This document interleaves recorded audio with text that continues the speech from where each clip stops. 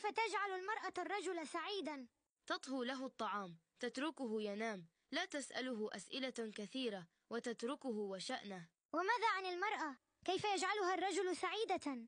أن يكون لها صديقا، رفيقا، عاشقا، جميلا، غنيا، طويلا، جيدا في المطبخ، رياضيا، كهربائيا، سباكا، مهندسا، نجارا، مصمم ديكور، مصمم أزياء، شاعرا، أخصائيا نفسي، مبيد حشرات، طبيبا، في مزاج جيد، منظما، أبا صالح، رومانسيا، عطوفا، حساسا، يقظا، مغرما، ذكيا، كوميديا، مبدعا، قويا، متسامحا، حكيما، كريما، شجاعا، ووحيدا بدون صديقات.